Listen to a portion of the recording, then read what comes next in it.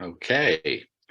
Welcome everyone to the Florida Civic Advanced webinar series showcasing examples of civic excellence in Florida's communities. Our co-host today is Volunteer Florida and Jovita Woodrich. It will be presenting the new findings of a study on volunteerism in Florida. I'm Bob Jones. I'm a Florida Civic Advance board member based in Tallahassee. Our current board chair is Jim Murley, who is Chief Resilience Officer with Miami-Dade County.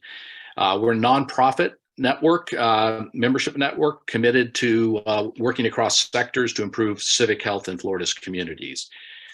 So the present slide presents the Civic Challenge, and these are based on census and Bureau of Labor statistics, and it presents a picture of Florida ranking pretty low amongst states in terms of civic health, and that covers volunteering, which we're going to be talking about today, helping neighbors, fixing a community problem, voting, etc. So next slide.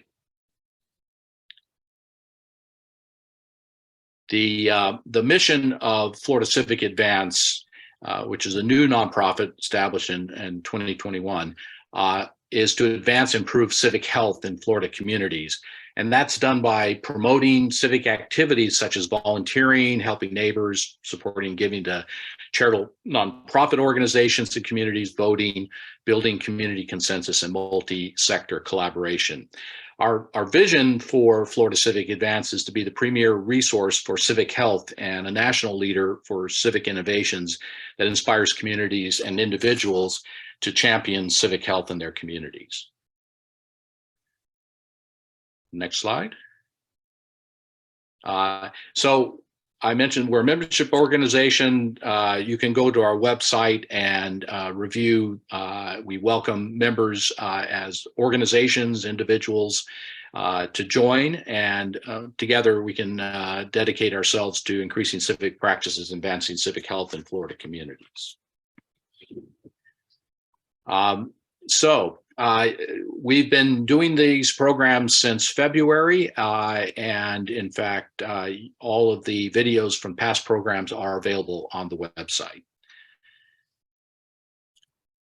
And we can advance. So I want to briefly introduce to you our presenter and panelists for today's program.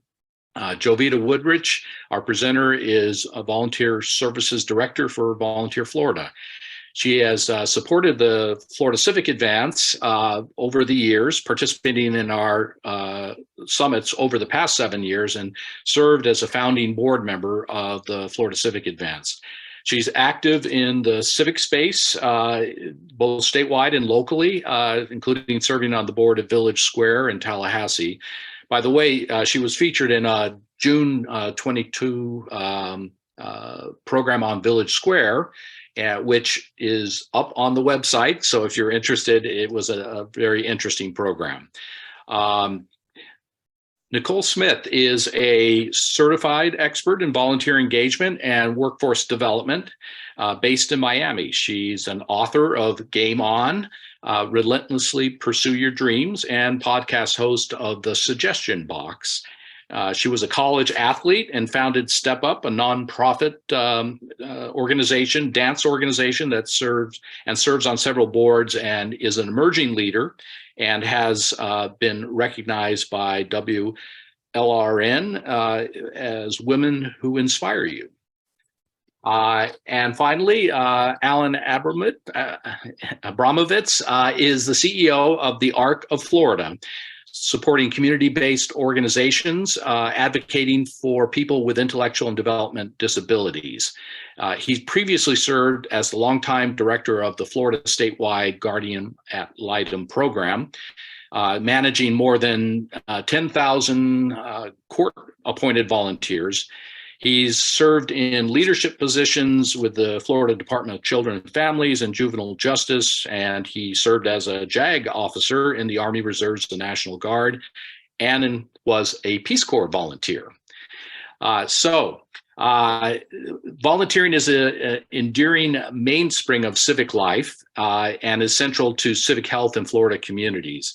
We'll begin the presentation of the University of Florida study on volunteerism and then provide an opportunity to respond and discuss the findings with the panelists, and then conclude with Q&A with the audience.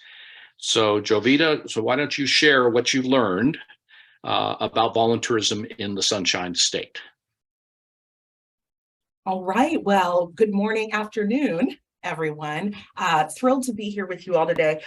Excuse me, you may see me drinking my drink a little bit. I've just been a little bit hoarse, but so happy to be with you all. I love Florida Civic Advance and have just had a wonderful time connecting with the extraordinary civic leaders across the state. Bob is such a fearless leader in this space and so thoughtful in how to highlight best practices, civic excellence, who the players are that can come together to strengthen our communities. And so it is always an honor to be a part of anything that Florida Civic Advance is doing. So I'm going to start with this 20 or 30-minute presentation or so about the research that Volunteer Florida has been able to generate and commission over the last year. I am going to start very quickly with letting you all know a little bit about Volunteer Florida for those of you who may not be familiar. Our website is www.volunteerflorida.org. So we have some wonderful resources. We have grants that are real key, we believe, in capacity building and strengthening our communities through direct service and generating volunteers. And then we have, of course, the survey available online and a number of other resources. So Volunteer Florida is the state service commission for the Sunshine State. And we're one of 52 state commissions. I think sometimes that helps people kind of get a sense of what we do, that we are part of a network of state service commissions. The federal AmeriCorps agency, formerly known as the Commission for National Service or Community Service, National Service, through some legislation was created about 25 years ago. And then each state, in order to receive certain streams of national service funding, specifically AmeriCorps and other opportunities at the federal level, had to establish a state service commission. So that's who we are. We're established in Florida statute and have three kind of main areas that we focus on. One is, of course, administering AmeriCorps and other national service programs as a grant maker. And then also we coordinate volunteers and donations before, during, and after disasters. So we have certainly been in the throes of it over the last 6 weeks or so, really trying to support our partners. We kind of do high-level work and then field hundreds of calls and emails to help people connect to ways to serve and to donate to help survivors and help rebuild our communities. And we're there after kind of the news cycle is done, doing recovery, mitigation, and preparedness work. So we're part of the state emergency response team in that function. And then we foster volunteerism, which is very much the focus of what I do. And we do that a lot of times through capacity building, training for volunteer engagement leaders. We also have a number of awards programs to highlight volunteers as well as organizations doing really great work. Lots of resources. We just finished our volunteer engagement leadership convening. We had 13 sessions. So if any of you all are volunteer managers in any way, please feel free to learn more about that on the website or contact me. And I would love for you to look at those recordings and the resources we had available from that event. And then we do manage the Volunteer Florida Foundation. The Florida Disaster Fund is the official private fund for the state. So we're also busy with that, managing donations, making sure they get to the right organizations so that communities can be rebuilt safely and well. So I'm going to go ahead and dive into the survey now. Many of you, and Bob mentioned this, are familiar that the U.S. Census gathers supplemental data every month. And you'll get this in terms of the Bureau of Labor Statistics, any sort of employment or statistics and so on. They are distributing information every month to get the data that we need in a variety of different ways in our communities. And every September, they do some sort of volunteering and civic life supplement. Now, an organization has to interpret that data. The raw data is by no means something that the layperson can understand. And so the federal agency, AmeriCorps, that I've mentioned before, typically interprets that data, crunches those numbers. So the reality is that the data certainly we believe is rigorous and valid and reliable, but how that data is manifest is in some very specific ways. AmeriCorps has chosen in the past, and that is completely fine in their prerogative, to distribute that data by rankings. Now, that is a way to look at our nation, a way to look at volunteerism and some of the other components of the survey, but it does not tell the whole story by any means when it comes to any kind of topic that people want to understand. Volunteer Florida does not collect data about volunteerism in the way that sometimes people think we might. So we didn't have anything to necessarily supplement that census data, but that has been the focus. The Florida Chamber Foundation and their goals, and so much of what people see has been this bottom barrel ranking. Well, the reality is people are volunteering. They're just ranked low in that. And so there isn't a proactive or kind of beneficial in certain ways way to view that, other than certainly we always want to improve. We always want people to get involved in civic activity, but what else is there? So AmeriCorps has done a couple of other rankings and a couple of other statistics typically, but that ranking of states has been the thing. And there's plenty of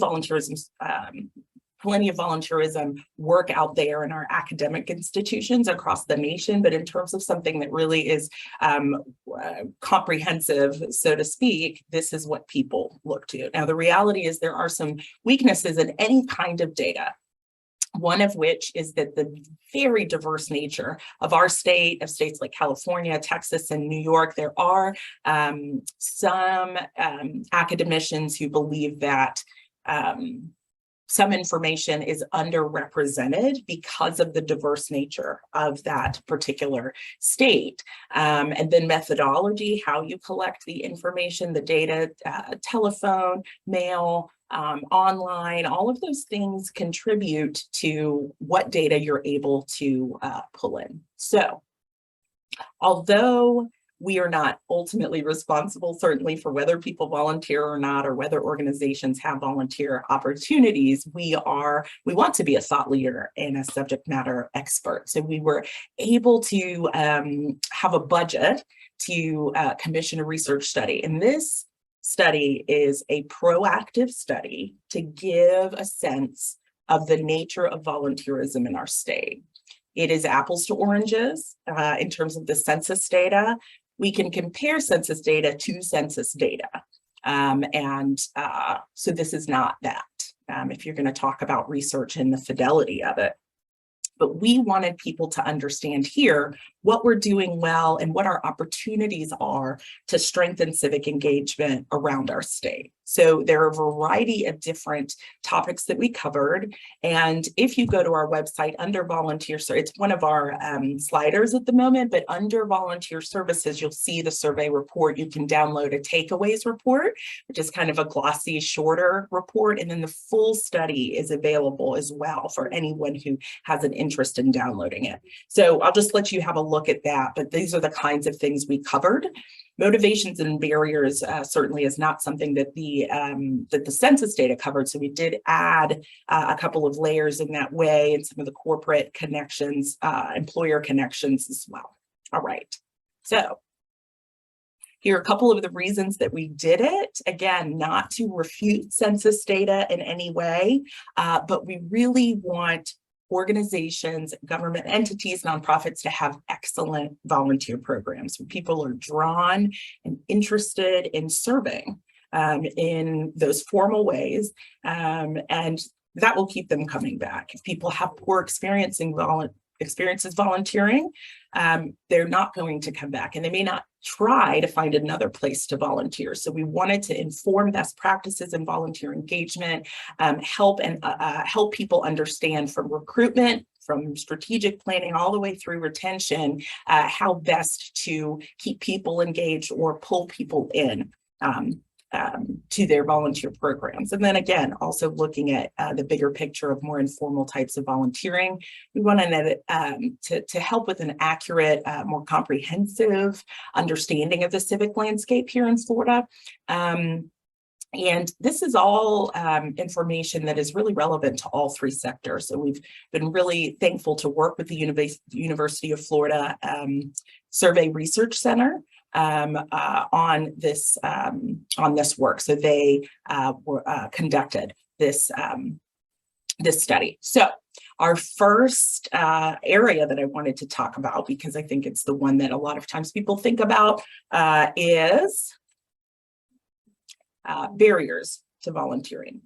All right, so I would be interested if you would put in the chat what you think the number one reason is that Floridians do not volunteer.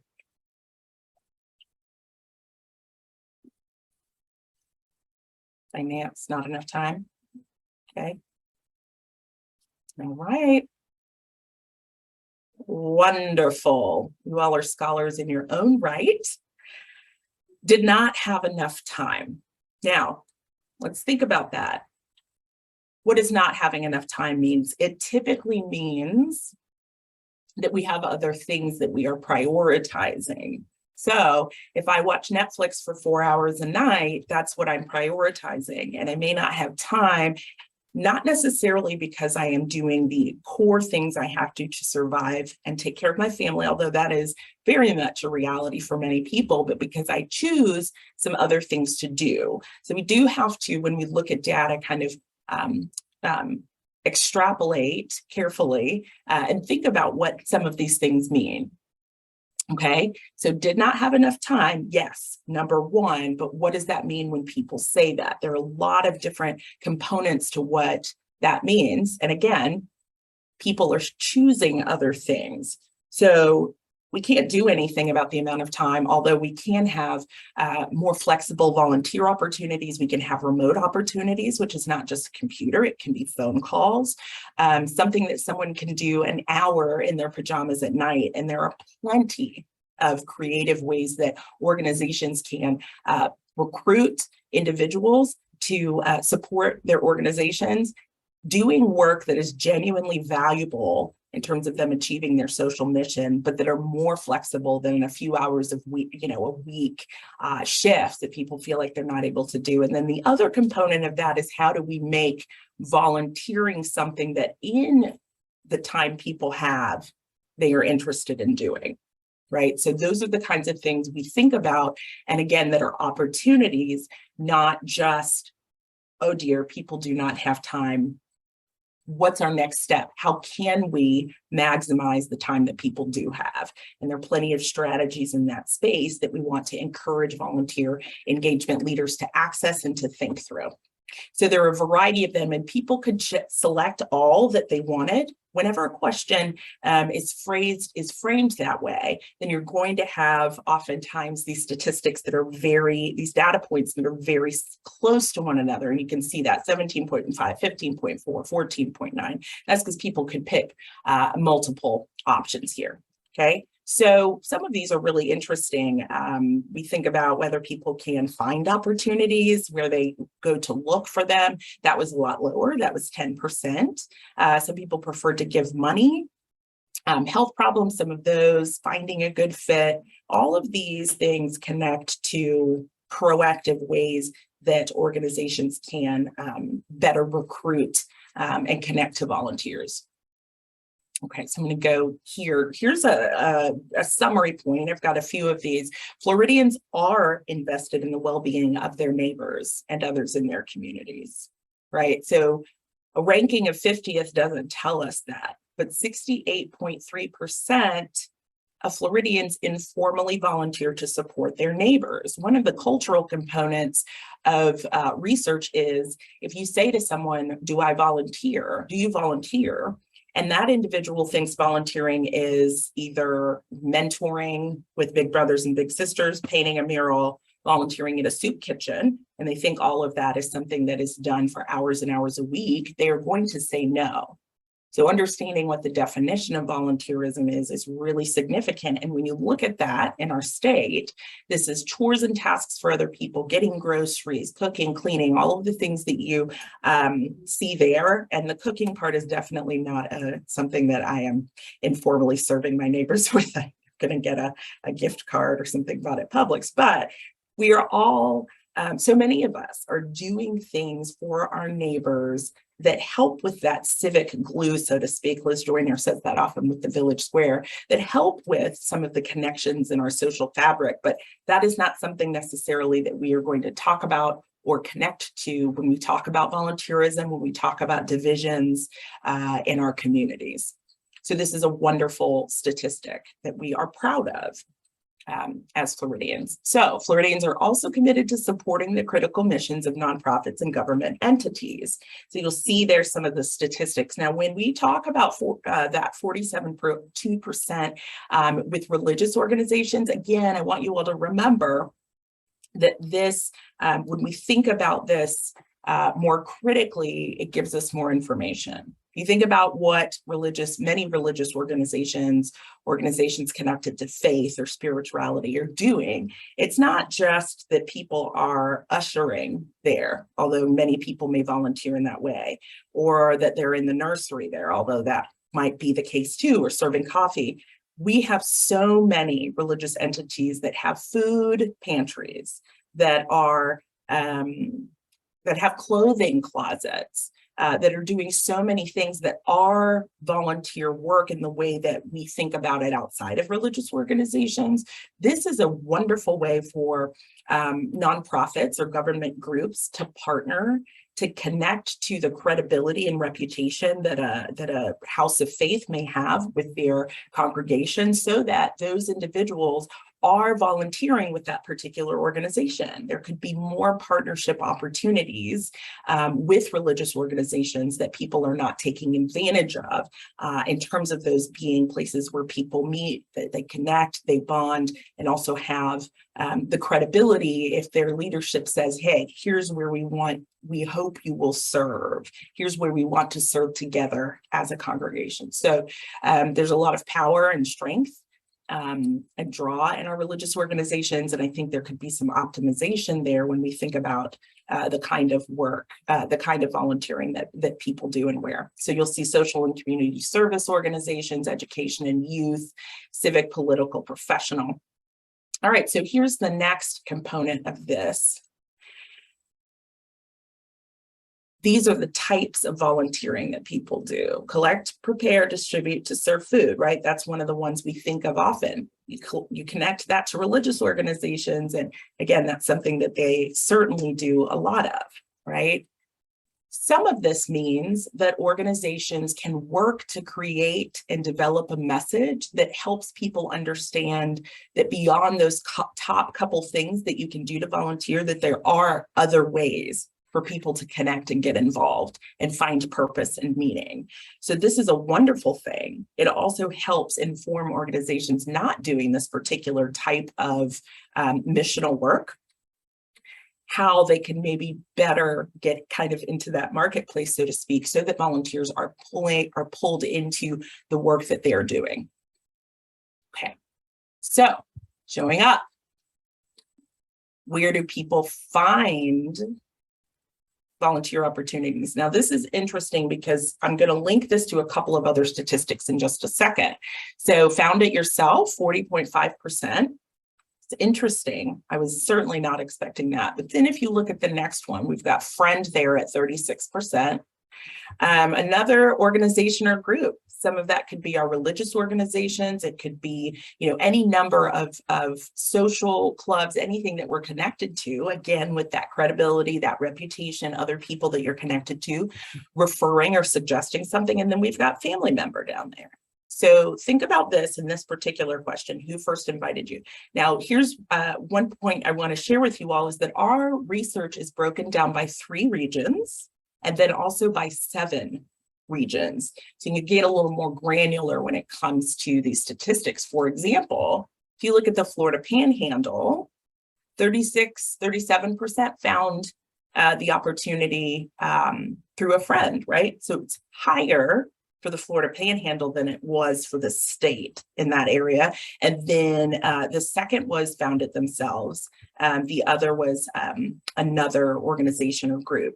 Friends kind of trump when it comes to the Panhandle, for example. Okay, so we want to look at regionally what's going on as well. I also want to emphasize that this is research that we thought was going to be comprehensive and helpful, but that it does not mean that there aren't plenty of other things that inform how we make decisions as volunteer engagement leaders, as private sector entities, and so on. So there are plenty of trainings and things out there that may talk about volunteer recruitment, for example, in different ways than what our research says. So we encourage volunteer engagement leaders, senior management to really think about their specific communities, their specific organizations, and what works for them. And we feel like this is an important piece of that, but we know there's more to it than that. So I do want to emphasize that we don't expect this to be a be-all, end-all in any way, but that it can inform some of the work, especially regionally, that volunteer engagement leaders are doing. All right, so again, we were looking at that friends, family member component that were kind of second when it came to friends and a little bit lower for family members. When we aggregated, or when we asked the question a slightly different way, you'll see that Floridians deeply value the existing volunteer involvement and opinions of family members, friends, or roommates when deciding where to serve.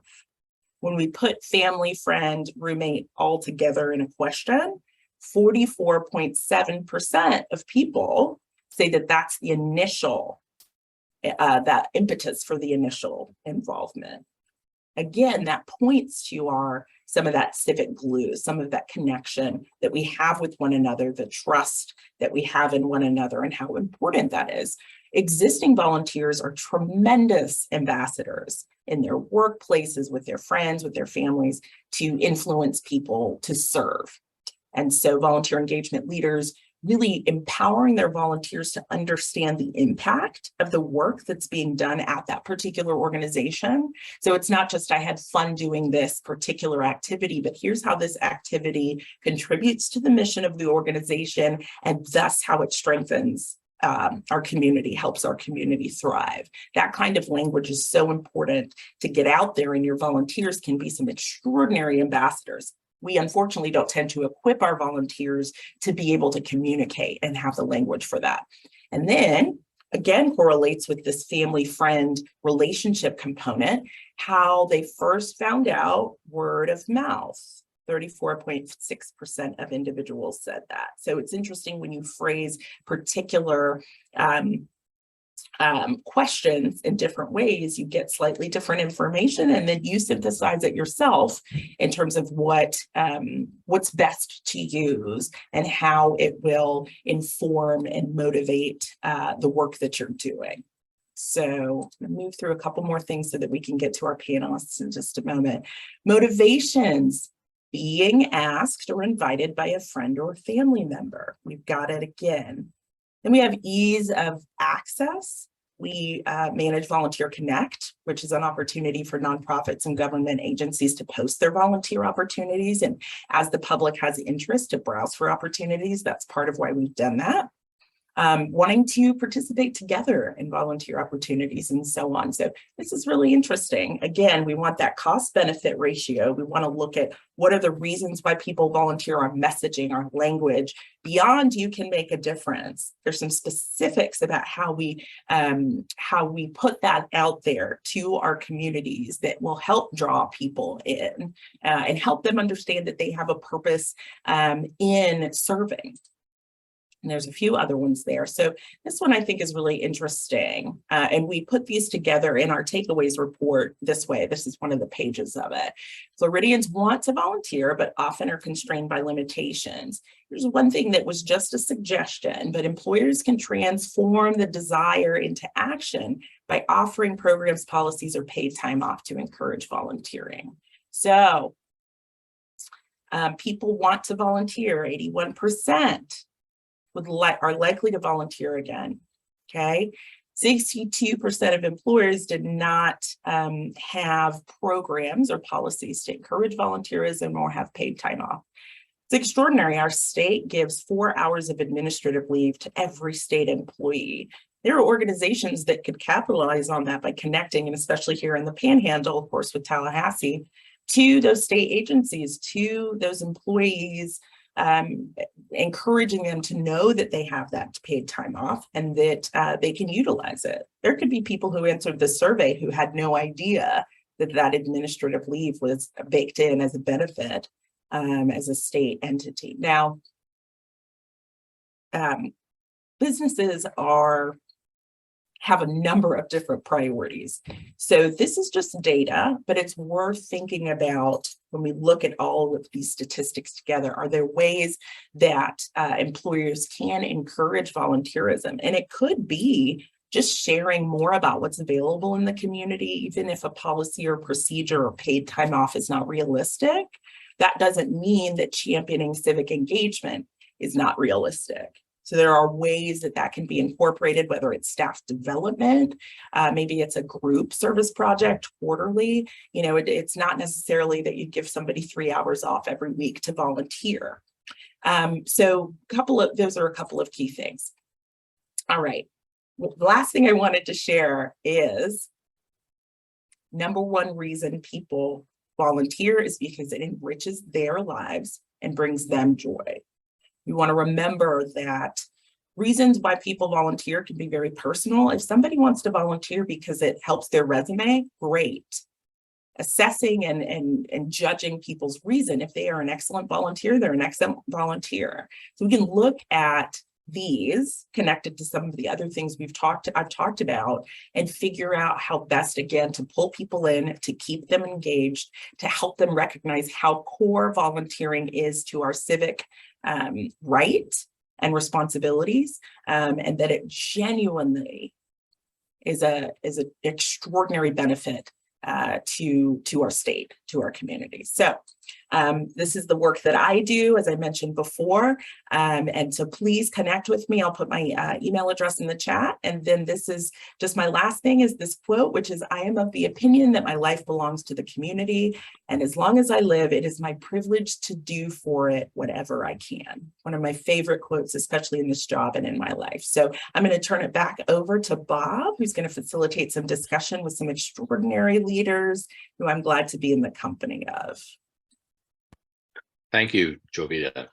Very interesting study. A lot of rich detail that you only skim the surface of.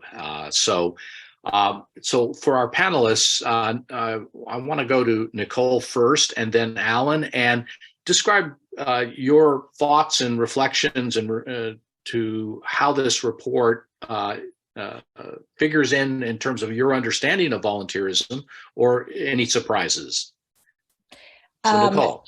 Yeah, I would say no surprises. It was really great to see all of the hunches and things that I thought were true statistically put there. I was screenshotting I was like, oh, showing that to my boss, you know, because I have the opportunity to work with volunteers across the nation in 17 different cities. And one of the things that I've told them is we have to approach it a little bit differently in Florida for very many reasons. And Jovita's presentation just backed up everything that I was saying. So I'm just, every bit of it was spot on. So no surprises, but nice confirmation. So thank you. Alan. Jovita, great presentation, first of all. I know when I was watching it, what most people are doing that do volunteer, because probably a lot of people on here also volunteer, is they reflect back about why they're volunteering as they look at the statistics. And, I think back at, how my parents raised me and the values they taught me. I saw them volunteering.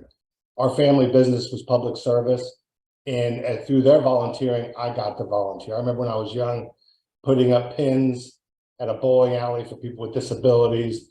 And they were teaching me values then. And unaware to me, I became a professional volunteer. I mean, I still work, but volunteerism has always been the theme of my life. In fact, the work I do is public service because my parents taught me that. And the parents watching this, that's another value you want to teach your child. So if you're a parent and you have an opportunity to volunteer and your son or daughter or is able to see you, they're learning those values too. And I also like to point out with businesses, businesses have values too. And I think the state of Florida and Governor DeSantis and the First Lady, they've really promoted the 4-hour administrative leave to volunteer. I know when I was there, that was a priority to let people do that when I worked for the state. And I think that's another huge opportunity for businesses. So people reflect and say, this is someone in our community I want to do business with because they share my values. So that was my initial thoughts. And then my second thought was, as a volunteer, I chair the Healthy Families Florida board, and it's a protective factor. If you care about your neighbors, you need to get involved with your neighbors because young parents with children, they need the neighbors to help them, and they're not going to oftentimes reach out. So it's up to each of us, our neighbors, to reach out because that's a protective factor. Not only does that ensure that there's not abuse or neglect, but it allows that parent to talk about it in terms of quality of life. And you have more protective factors the more families in your neighborhood that you're interacting with. Great. Jovita, in terms of the study, let's focus initially on employers. And you had noted that 80+% of people who initially volunteer want to continue that, but approximately 80% of employers have no private employers have no leave. You indicated that you had a suggestion in there, but what can you go further with? So what can or what should either Volunteer Florida and or business organizations, chambers, et cetera, take away from this in terms of that? And Alan just reminded us that the 4-hour state administrative leave provision might be an element in the case for this for private employers. Yeah, no, great. And great question, Bob. So during our convening, we had Derek Cooper. He's a member of our foundation board. He is the vice president of it's government affairs for Comcast, the Florida region. Again, he's on our foundation board, who spoke about exactly what Alan said, the values of the company and how that kind of manifests in their volunteer programming. And then we also had Diane Odell, who is the executive director of the Universal Resorts Foundation. She did not give me free tickets. I didn't ask, but it was a work thing. But and she did our keynote about the work that Universal does.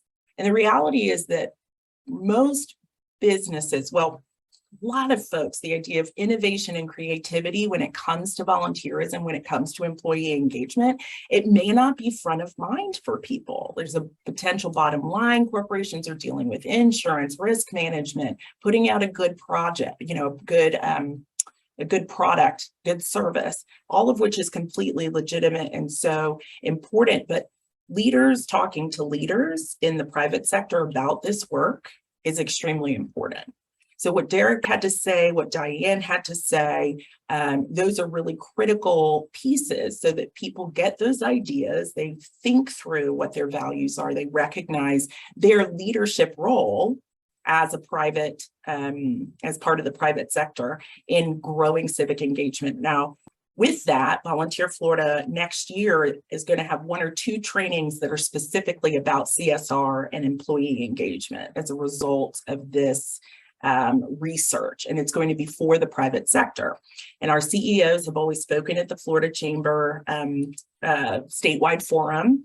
Josie, our CEO, just spoke there a couple of weeks ago. She also spoke to the Board of Trustees. I've spoken to the Board of Trustees along with the First Lady. We are working to get that message out and have other leaders share how that can work. So for example, an organization can come to a business. We are empowering organizations to do that, right? Part of our training is also, if you are a nonprofit, you don't have to go begging people to volunteer. Nicole knows this well, Alan knows this well. Certainly we are going to push, and if you say no, we're going to say that just means not right now, but confidently going to an organization, and Derek talked about this and saying, listen, we know your values, we know your principles, we would love to partner with you in this work. What availability do your employees have? Do they want to do the same kind of work they do all day? Some people who are accountants want to do finance work for a nonprofit, and some people who are accountants want to walk a dog and do nothing connected to their jobs. Paying attention to finding out what those employees need and crafting opportunities around that is something that would be extraordinary for the business as well as for the nonprofit. And so I think those kinds of things are really, really important. The other thing the state has, just real quickly, and a lot of this has to do with promotion, but they have the Disaster Leave Law Act, and we helped some with this expansion, but you can get up to, it's like weeks of admin leave if you affiliate with a disaster relief organization and want to be deployed during a disaster.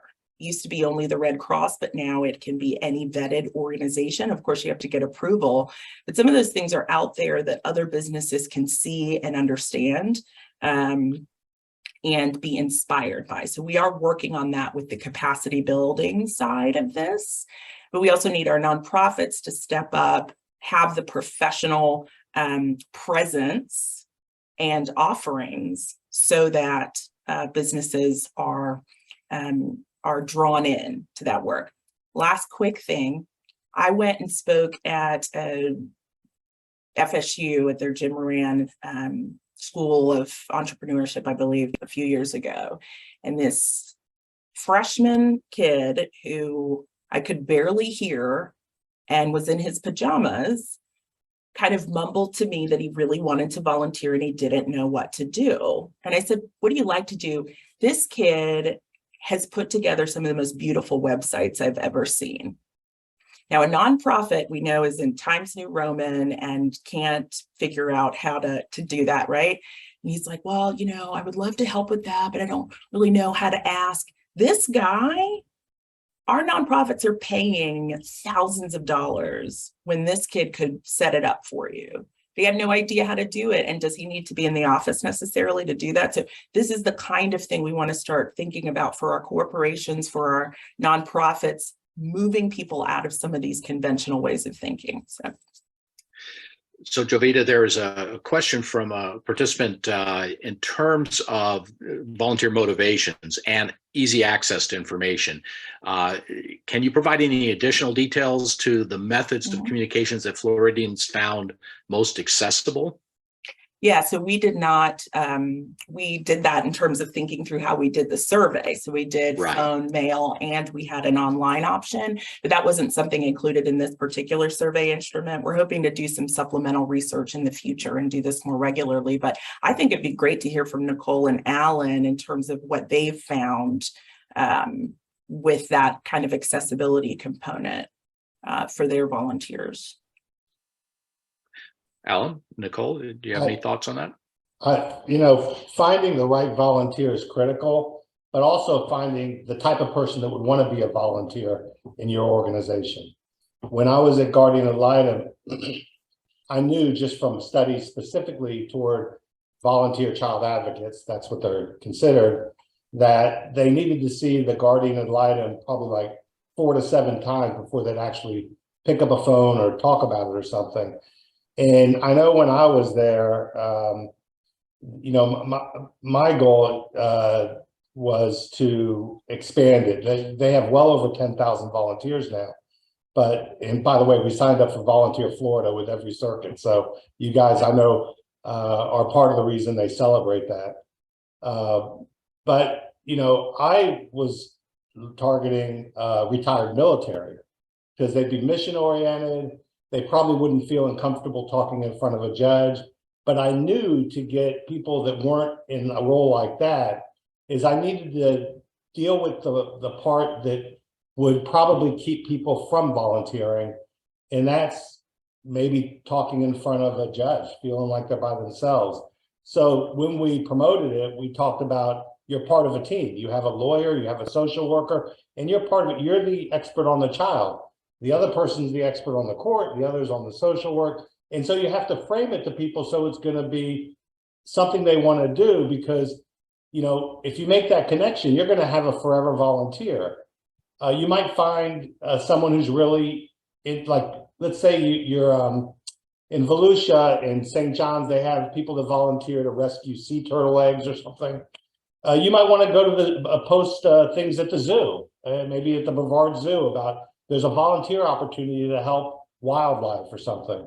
So I think it's finding the connections. The studies say it comes from friends, but it also says people seek it out themselves. And I think when they say that, they're seeking it out because they're doing things they like, and that's where they find the opportunities. Nicole, you're on mute. Yes. On top of that, also understanding your audience, because you are going to put the messaging out different to somebody who is a senior, to senior meaning like older adult, not senior in college, as opposed to maybe somebody who is younger, like who is in college, and they spend most of their time on TikTok or social media. The outlet that you're going to use to reach them is going to be different. So understanding the audience, understanding who you are seeking out to volunteer also helps to determine where you go to post and how you go to post it. Because I know it sounds crazy, but sometimes, depending on who we are trying to reach, we will still do a small blurb in a community newspaper because the people who we are trying to reach will read that. Depending again on what it is, we will do like maybe a campaign on social media or reach out through social media. So it depends on who you are trying to reach, helps to determine how to get the message out there and understanding that the accessibility in that way. All right. I shout out here for Volunteer Florida to Volunteer Connect, which I think Jovita had a large role in developing.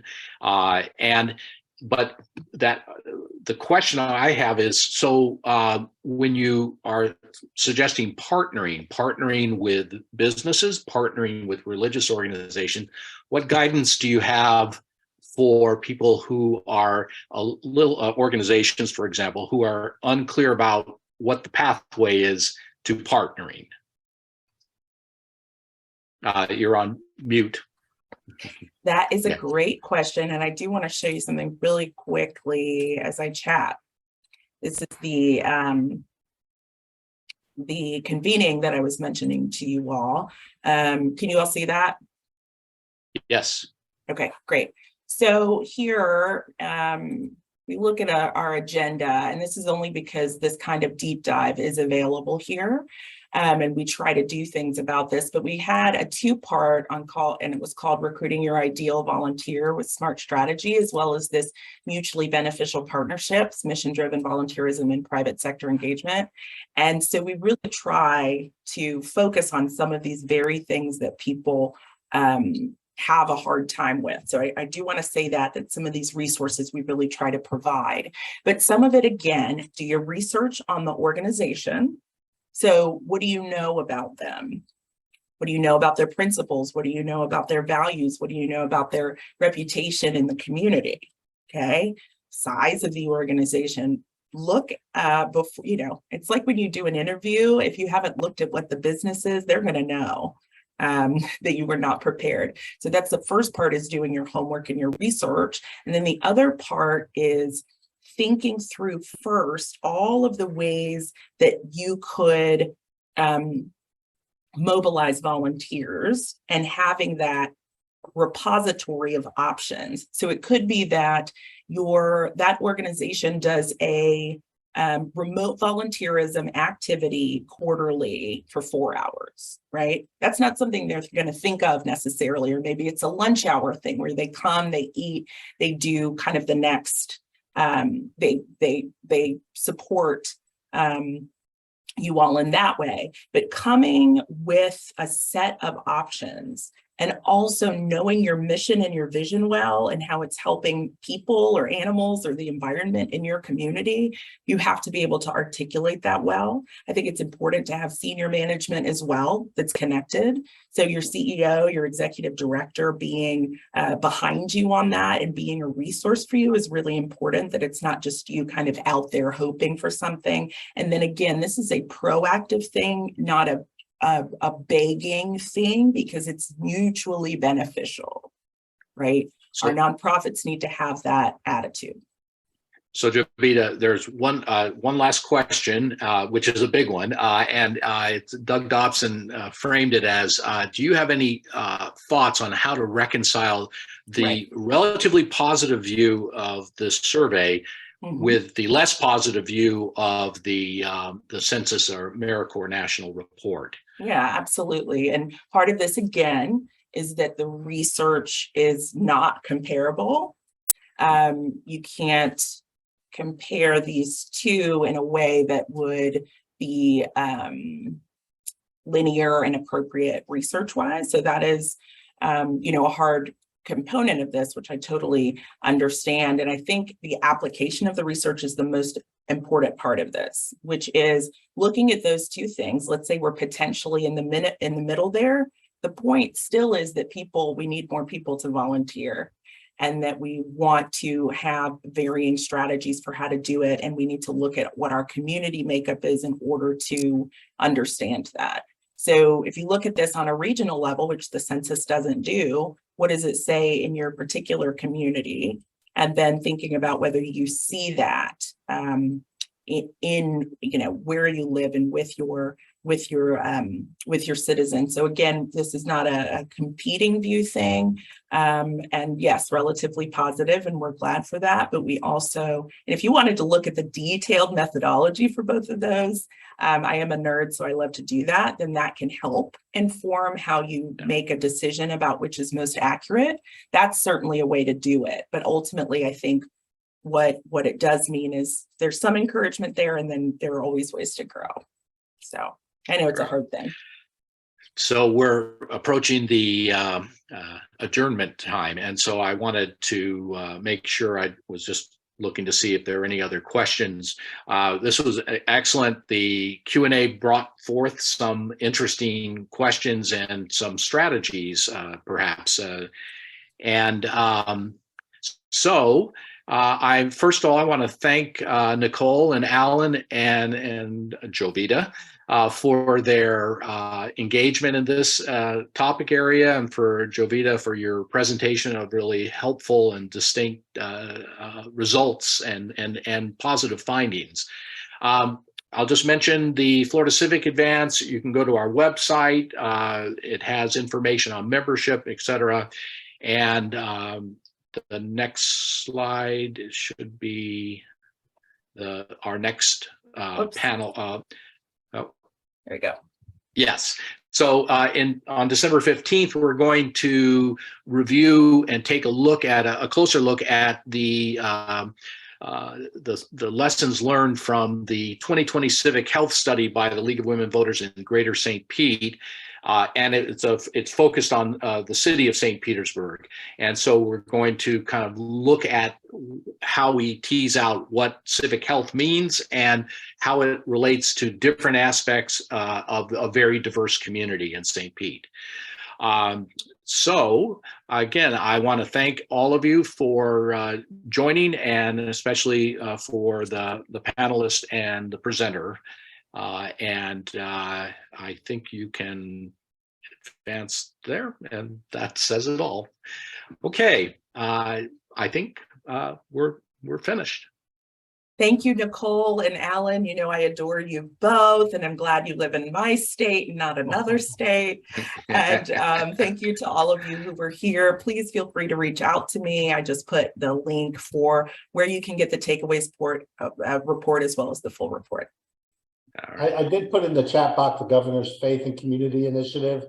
It's an opportunity, since there were so many faith-based people getting this information, that they can connect with the state, so their strategy can include more of a how do we help families in your community. So I just wanted you to know that it's a great organization, and they'll help you win. I agree, Yeah. Alan. And we'll post the recording of this as well as the record of the chat so that everyone could look at it as well.